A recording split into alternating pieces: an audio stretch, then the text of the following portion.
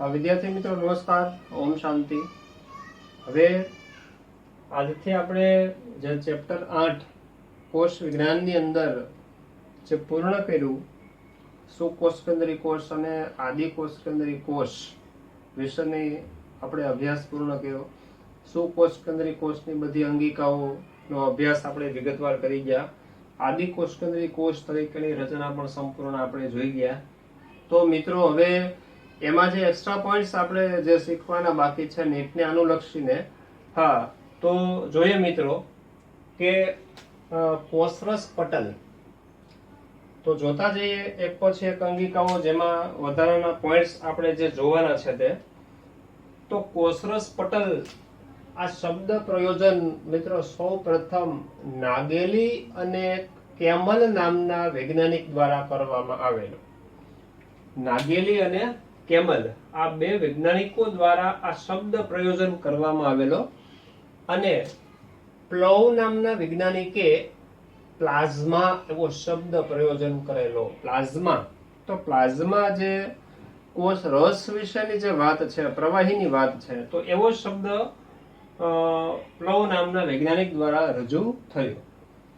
હવે કોષરસ પટલના બંધારણમાં વાત કરીએ મિત્રો, તો માનવ રક્તકણ હોય, માનવનું જે રક્તકણ છે, બરાબર છે, જે કોષ રક્તકણ, એના કોષરસ પટલની અંદર 52% જેટલું પ્રોટીન હોય અને 40% લિપિડ હોય છે।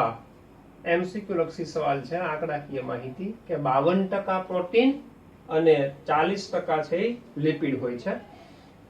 હવે આ લિપિડ છે તો જુદા જુદા અલગ અલગ પ્રકારના લિપિડ છે કોષરસ પટલના બંધારણમાં આવેલા હોય છે। 40% જે છે તો 40% ની અંદર અલગ અલગ 3 પ્રકારના લિપિડ હોય। દાખલા તરીકે ફોસ્ફોલિપિડ, ગ્લાયકોલિપિડ અને કોલેસ્ટેરોલ, આવા 3 અલગ અલગ પ્રકારના લિપિડ હોય છે। ફોસ્ફોલિપિડ, ગ્લાયકોલિપિડ અને કોલેસ્ટેરોલ। તો કોલેસ્ટેરોલ છે પણ એક પ્રકારનું લિપિડ છે। ત્યારબાદ જોઈએ કે પ્રોટીન માત્રા છે એ એપ્રોક્સી 58 થી 59 જેટલી હોય। 58 થી 59, જેમાં આર્જિન અને લાઇસિન થી ભરપૂર હોય છે। હવે આર્જિનિન અને લાઇસિન આ મિત્રો છે એમિનો એસિડ ના નામ છે। આર્જિનિન અને લાઇસિન છે આ એમિનો એસિડ છે। પ્રોટીનના બંધારણની અંદર જુદા જુદા 20 પ્રકારના એમિનો એસિડ ભાગ લે। હવે થોડીક વાત કરીએ કે ભાઈ પ્રોટીનનો અણુ છે, હવે દાખલા તરીકે આ એમિનો એસિડ છે, દાખલા તરીકે આ એક એમિનો એસિડ છે, આ બીજો એમિનો એસિડ છે, આવા અસંખ્ય એમિનો એસિડના અણુઓ એકબીજા સાથે જોડાય, બંધથી જોડાય અને સળંગ આખો જે અણુ બનાવે છે, તો આ અણુ સમજી લો પ્રોટીનનો અણુ છે। આ પ્રોટીનનો અણુ, તો પ્રોટીનના દરેકે દરેક જે ઘટક છે, મોનોમર જેને કહેવાય, એ મોનોમર શું થાય છે તો કે એમિનો એસિડ, બરાબર। આવા 20 પ્રકારના જુદા જુદા એમિનો એસિડ જોડાય ત્યારે મિત્રો ચોક્કસ પ્રકારના પ્રોટીનની રચના છે એ થાય છે। તો એમાંના આર્જિનિન અને લાઇસિન એવા જ બે એમિનો એસિડના નામ છે કે જે કોષરસ પટલના બંધારણની અંદર જે પ્રોટીન હોય એમાં આર્જિનિન અને લાઇસિનનું પ્રમાણ છે વિશેષ માત્રામાં જોવા મળે છે। ત્યારબાદ જાણો છો મિત્રો, ઓછી માત્રામાં 1 થી 2% જેટલો કાર્બોદિત પદાર્થ હોય છે। એટલે સમગ્ર કોષરસ પટલમાં લિપિડ હોય, પ્રોટીન હોય અને ઓછી માત્રામાં કાર્બોદિત પદાર્થ હોય છે। ત્યારબાદ જોઈએ બીજા બે વૈજ્ઞાનિકોનો ફાળો। ડેવસન અને ડેની એલી 1935 માં કોષરસ પટલની રચના સમજાવવા માટે સેન્ડવિચ મોડેલ રજૂ કર્યું। આ એક રજૂ થયેલા મોડેલનું નામ છે સેન્ડવિચ મોડેલ। અચ્છા, આ મોડેલ 1935 માં બે વૈજ્ઞાનિકો દ્વારા રજૂ થયું, ડેવસન અને ડેની એલી। વિદ્યાર્થી મિત્રો, સેન્ડવિચ મોડેલ ડેવસન અને ડેની એલી દ્વારા રજૂ થયું। નીટની અંદર આ સવાલ પૂછાયેલો। ત્યારબાદ વૈજ્ઞાનિકનું નામ છે રોબર્ટસન। 1959 માં એકમ પટલ સંકલ્પના રજૂ કરી। તો એકમ પટલ સંકલ્પના છે રોબર્ટસન દ્વારા રજૂ કરવામાં આવી 1959 માં. આ બંને મોડેલ અસ્વીકાર થયો કારણ કે તેઓ કોષરસ પટલની સ્થિતિસ્થાપકતા અને પ્રવેશશીલતા સમજાવવામાં નિષ્ફળ નીવડ્યા. આ બંને એકમો સેન્ડવિચ મોડેલ અને એકમ પટલ સંકલ્પના છે એ સંપૂર્ણ રીતે અસ્વીકાર થયો કારણ કે તેઓ કોષરસ પટલની સ્થિતિસ્થાપકતા મતલબ કે જે કોષરસ પટલ છે એ સ્થિતિસ્થાપક શેને કારણે છે, એના માટેનું રીઝન શું છે, એવું બંધારણ કયું છે કે સ્થિતિસ્થાપક છે, તો એના વિશેનું કોઈ સંશોધન મતલબ કે જે આ સંકલ્પનાઓ બે રજૂ થઈ એના વિશે કોઈ દર્શાવી શક્યા નહીં. અને પ્રવેશશીલતા સમજાવવા માટે નિષ્ફળ નીવડ્યા. તેથી આ બંને છે એકમ પટલ સંકલ્પના અને સેન્ડવિચ મોડેલ છે એનો બાયોલોજીની અંદર અસ્વીકાર થયો. ત્યારબાદ જોઈએ કોષરસ પટલની લાક્ષણિકતા છે કેટલીક. તો મિત્રો હમણાં આપણે વાત કરી કે ભાઈ આ ફોસ્ફોલિપિડ ને ગ્લાયકોલિપિડ ને કોલેસ્ટ્રોલ એવા લિપિડ છે. તો ફોસ્ફોલિપિડ છે એ અસંતૃપ્ત ફેટી એસિડ ના બનેલા છે, મતલબ એના બંધારણની અંદર અસંતૃપ્ત ફેટી એસિડ હોય છે. હવે અસંતૃપ્ત ફેટી એસિડ હોય મિત્રો તો એ કાર્બન જે ફેટી એસિડ વચ્ચેના બધા જ બંધ છે એ સિંગલ બંધથી જોડાયેલા હોય છે. કોઈ પણ સ્થાને કાર્બન વચ્ચે ડબલ બંધ ન હોય એને કહેવાય અસંતૃપ્ત ફેટી એસિડ, જે કોષરસ પટલની પ્રવાહી સ્થિતિ માટે જવાબદાર ગણવામાં આવે છે. અસંતૃપ્ત ફેટી એસિડ હોય એ કોષરસ પટલની જે પ્રવાહી સ્થિતિ માટે જવાબદાર ગણવામાં આવે છે. તેથી કોષની વૃદ્ધિ અને વિભાજન શક્ય બને છે. હા, કોષની વૃદ્ધિ મિત્રો જાણો છો કે કોષ નાના કદનો હોય. આ આકૃતિમાં જુઓ, આ એક કોષ નાના કદનો છે, એમાંથી તે કોષ મોટા કદનો બને, વૃદ્ધિ પામીને મોટો બને છે. તો સ્વાભાવિક છે આના કોષરસ પટલની સરફેસ સપાટી કરતા આની જે સપાટી છે એ વધારે છે, મતલબ કે કોષની વૃદ્ધિ થઈ છે. કોષની વૃદ્ધિ કોના કારણે થાય છે તો કે ભાઈ કોષરસ પટલની વૃદ્ધિને કારણે. પણ કોષરસ પટલની આ સ્થિતિને કારણે એ વૃદ્ધિ અને વિભાજન કોષનું શક્ય બને છે. ત્યારબાદ કોષરસ પટલના પ્રવાહીમાં પ્રોટીન ગતિ કરે છે. કોષરસ પટલનું જે પ્રવાહી છે, કોષરસ પટલની વચ્ચે, માટે કોષરસ પટલ છે બે પડ ધરાવે, લિપિડનું છે વચ્ચેના ભાગમાં, તો જે પ્રવાહી હોય છે એ પ્રવાહીની અંદર પ્રોટીન છે ગતિ કરે છે. આ પ્રોટીનની જે ગતિ છે મિત્રો એને ફ્લિપ ફ્લોપ ગતિ કહેવામાં આવે છે. ફ્લિપ ફ્લોપ ગતિ, હા બહુ ધ્યાનથી સમજજો કે ભાઈ ફ્લિપ ફ્લોપ ગતિ એટલે શું. આપણે જાણીએ છીએ કે ભાઈ કોષરસ પટલ છે એમાં લિપિડના આવા બે સ્તર હોય છે. આ બે સ્તર આવા લિપિડના હોય છે. આમાં વચ્ચે છે આવા કેટલાક પ્રોટીન અણુ હોય છે, આવા કેટલાક અર્ધ ખૂંપેલા હોય છે, આવા કેટલાક છે ઈ આરપાર ખૂંપેલા હોય છે, કેટલાક છે ઈ સપાટીએ હોય છે. પણ પ્રોટીન છે ઈ કોઈ એક સ્થાને સ્થિર ન હોય. પ્રોટીન છે ઈ ગતિશીલ હોય છે. કોષરસ પટલના પ્રવાહી માધ્યમમાં પ્રોટીન ગતિશીલ હોય છે.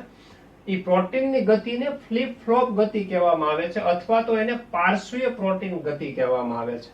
કેવી ગતિ કહેવામાં આવે છે? ફ્લિપ ફ્લોપ ગતિ અથવા પાર્શ્વીય પ્રોટીન ગતિ તરીકે ઓળખવામાં આવે છે. ત્યાર પછીનો પોઈન્ટ છે મિત્રો, કોલેસ્ટેરોલ કોષરસ પટલને સ્થાયી બનાવે છે. કોલેસ્ટ્રોલના અણુ છે તો કોલેસ્ટ્રોલના અણુઓ છે કોષરસ પટલના કોઈક સ્થાને આવેલા હોય છે, આવી રીતે છૂટા છવાયા. તો એ કોષરસ પટલને સ્થાયિત્વ અર્પે છે, મતલબ કે સ્થાયી બનાવે છે. હા, પણ અગત્યની વાત એ છે કે આવું જે કોલેસ્ટ્રોલના અણુઓ છે, આ આદિકોષ કેન્દ્રીય કોષ છે એમાં કોલેસ્ટ્રોલના અણુઓ હોતા નથી. હા, ત્યારબાદ ગ્લાયકોલિપિડ અને ગ્લાયકોપ્રોટીનમાં ઓલિગોસેકેરાઇડ પ્રકારના કાર્બોદિત હોય છે. તેનાથી એક કોષ બીજા કોષને ઓળખે છે. હવે સમજો મિત્રો કે ગ્લાયકોલિપિડ અને ગ્લાયકોપ્રોટીન આ જટિલ લિપિડ છે, જટિલ પ્રોટીન છે. લિપિડમાં ગ્લાયકોજન તરીકેનો ઘટક હોય છે. તો લિપિડ છે એમાં બિન લિપિડ ઘટક તરીકે ગ્લાયકોજન હોય એટલે એને ગ્લાયકોલિપિડ કહેવામાં આવે છે. આ પ્રોટીનની અંદર ગ્લાયકોજન મિક્સ થાય એટલે એને ગ્લાયકોપ્રોટીન કહેવામાં આવે છે. તો ગ્લાયકોપ્રોટીન અને ગ્લાયકોલિપિડના બંધારણમાં ઓલિગોસેકેરાઇડ પ્રકારના કાર્બોદિત હોય છે. હવે મિત્રો ઓલિગોસેકેરાઇડ કોને કહેવાય? તો એના માટે બે ત્રણ શબ્દો તમારે સમજવા પડશે. થોડા અહીંયા ધ્યાન આપો.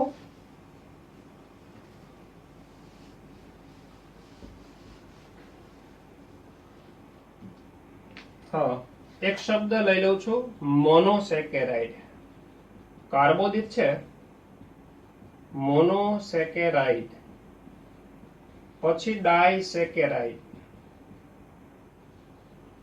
અને પોલીસેકેરાઇડ.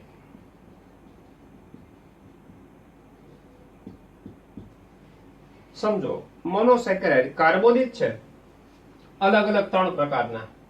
હવે ગ્લુકોઝ છે, ગ્લુકોઝને આપણે શર્કરા કહીએ છીએ. તો ગ્લુકોઝ છે એ મોનોસેકેરાઇડ પ્રકારની શર્કરા છે, એક સાદો અણુ, સિમ્પલ અણુ, સૌથી સરળ શર્કરા ગણવામાં આવે છે ગ્લુકોઝને. એટલે અહીંયા હું એક સર્કલ તરીકે એક અણુ લઉં છું. હવે ડાયસેકેરાઇડ, ડાયનો અર્થ થાય બે, તો હું બે અણુ ગ્લુકોઝના લઉં છું, એક અણુ અને આ બીજો અણુ, બંનેને બંધ દ્વારા જોડી દઉં છું. તો મોનો એટલે એક, તો ગ્લુકોઝનો એક અણુ એટલે મોનોસેકેરાઇડ, સેકેરાઇડ એટલે શર્કરા, ડાયસેકેરાઇડ એટલે શર્કરાના બે અણુ, પોલીસેકેરાઇડ, પોલી એટલે મિત્રો અસંખ્ય. તો હવે તમને ઓટોમેટિક આઈડિયા આવી જ ગયો હશે કે ભાઈ પોલીસેકેરાઇડ એટલે અસંખ્ય શર્કરાના આવા અણુઓ, અસંખ્ય. બરાબર છે? તો મોનોસેકેરાઇડ, ડાયસેકેરાઇડ ને પોલીસેકેરાઇડ. અહીંયા શબ્દ છે ઓલિગોસેકેરાઇડ પ્રકારના. હવે ઓલિગોસેકેરાઇડ છે, ઓલિગોસેકેરાઇડ, તો ઓલિગોસેકેરાઇડ ની અંદર આવા ગ્લુકોઝના 15-20 જેટલા, 10 થી 20 જેટલા અણુઓ હોય છે. બરાબર છે? 10 થી 20 જેટલા અણુઓ છે, 15-20 જેટલા અણુઓ છે, બરાબર, ઓછા 20 જેટલા. તો એનાથી જે અણુ બને છે આવો ટુકડો, પણ પોલીસેકેરાઇડ તો અસંખ્ય અણુ છે, એના કરતા આ ટુકડો નાનો થાય છે, અને ઓલિગોસેકેરાઇડ પ્રકારની શર્કરા કહેવામાં આવે છે. તો એ પ્રકારના કાર્બોદિત હોય, તેનાથી એક કોષ બીજા કોષને ઓળખે છે. હવે સાંભળજો મિત્રો, એક કોષ બીજા કોષને ઓળખે છે. તો આપણે શર્કરાના અણુઓ આપણે આકૃતિની અંદર આવી રીતે દોરીને જોઈ ગયા હતા કે ભાઈ આવા શર્કરાના અણુઓ છે, બરાબર છે, એ સપાટી પર આવેલા હોય છે. જેના કારણે શું થાય, એક કોષ એના બાજુમાં રહેલા બીજા કોષને ઓળખે. પણ કોષને ઓળખવાની જરૂરિયાત ક્યારે ઊભી થાય? કોષને ઓળખવો એટલે શું? તો મિત્રો બે ત્રણ એક્ઝામ્પલ દ્વારા આપણે એને વિગતવાર સમજીએ. કે પહેલું જ ઉદાહરણ આપ્યું છે કે ભાઈ ફલન વખતે શુક્રકોષ અંડકોષને ઓળખે છે. જ્યારે મિત્રો ફલનનો સમય હોય, અંડકોષનું શુક્રકોષ દ્વારા ફલન થાય છે કે ભાઈ આ અંડકોષ છે, હવે આ એનું કોષ કેન્દ્ર છે, આ શુક્રકોષ છે. હવે શુક્રકોષ જ્યારે અંડકોષની પાસે આવે છે ત્યારે શુક્રકોષનો જે અગ્રભાગ છે, શુક્રકોષનો અગ્રભાગ, અગ્ર સપાટી શુક્રાગ્ર કહેવામાં આવે છે, અને શુક્રકોષની સપાટી, અને આ જે છે એ અંડકોષની સપાટી. તો એ બંને સપાટી સંપર્કમાં આવે ત્યારે ઓલિગોસેકેરાઇડ પ્રકારના કાર્બોદિતની મદદથી એક કોષ બીજા કોષને ઓળખે. એટલે શુક્રકોષ છે એ અંડકોષને આઈડેન્ટિફાઈ કરે, ઓળખે ફલન માટે. બરોબર છે? તો આ ઓળખવાની ક્રિયાથી જે ઓલિગોસેકેરાઇડ પ્રકારના કાર્બોદિતથી શક્ય બને છે.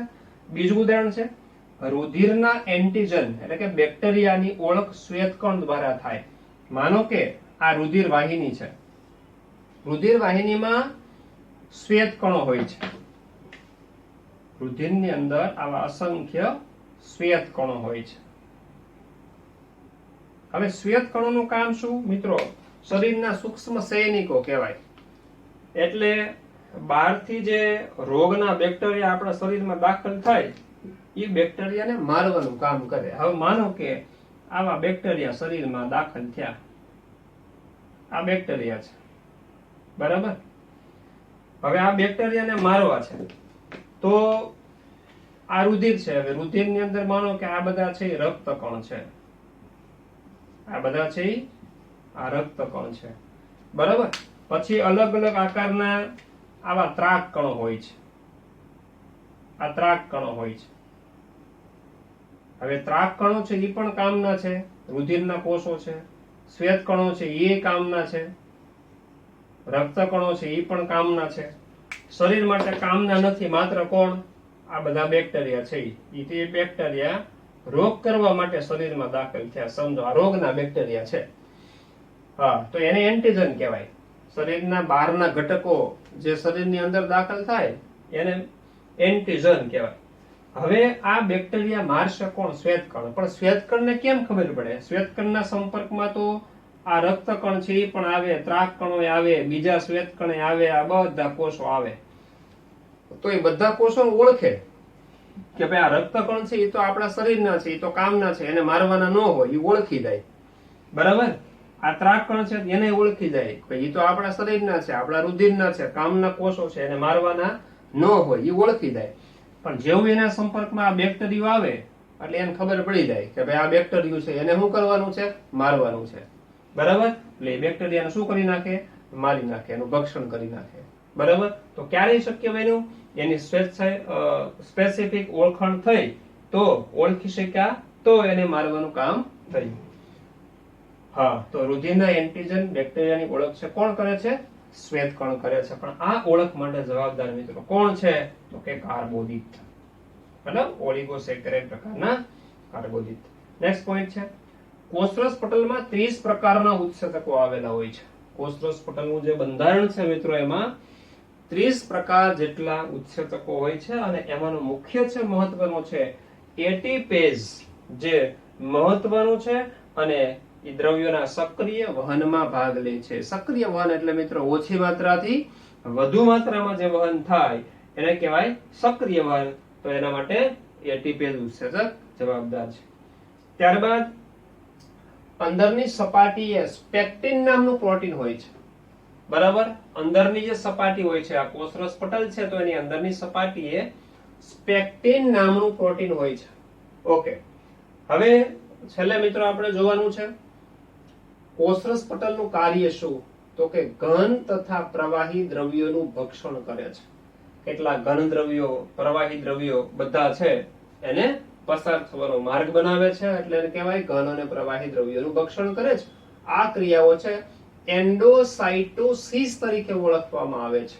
મતલબ કે ધ્યાનથી સાંભળજો, કોઈ ઘટક અહીંયાથી કોષની બહારથી કોષની અંદર તરફ દાખલ થાય છે, ઘન ભક્ષણ કાં તો પ્રવાહી સ્વરૂપે દાખલ થાય તો એને પ્રવાહી ભક્ષણ કહેવામાં આવે. તો આ ઘટનાને એન્ડોસાઇટોસિસ કહેવામાં આવે છે. તો કોષરસ પટલ કેટલાક નક્કામાં દ્રવ્યોનું બહિર્ભક્ષણ કરે છે. તો બહિર્ભક્ષણ કરવું એટલે મિત્રો દાખલા તરીકે ચાલો કોઈ કોષ છે, બરાબર છે. આ કોષની અંદર કોઈ ઘટકની જરૂર નથી એવા દ્રવ્યો છે, કોષરસ પટલ ત્યાંથી એને બહાર ધકેલે. તો બહાર ધકેલવાની ક્રિયા થઈ એને એક્ઝોસાઇટોસિસ તરીકે ઓળખવામાં આવે છે. એક્ઝોસાઇટોસિસ, એક્ઝોસાઇટોસિસ. તો બે શબ્દ મિત્રો યાદ રાખજો, એન્ડોસાઇટોસિસ અને એક્ઝોસાઇટોસિસ. એન્ડોસાઇટોસિસ એટલે કે ભાઈ કોઈ કોષીય દ્રવ્ય ઘન ભક્ષણ કે પ્રવાહી ભક્ષણની ક્રિયા થાય તો એને કહેવામાં આવે છે એન્ડોસાઇટોસિસ. અને કોઈ ઘટક કોષરસ પટલથી બહારની તરફ જે ગતિ કરે, બહિર્ભક્ષણ જેને કહેવામાં આવે, જેને એ ક્રિયાને કહેવામાં આવે છે એક્ઝોસાઇટોસિસ. તો મિત્રો કોષરસ પટલના બંધારણની અંદર એક્સ્ટ્રા પોઈન્ટ્સ તરીકે આટલા યાદ રાખવાના છે. ઓકે, ઓમ શાંતિ.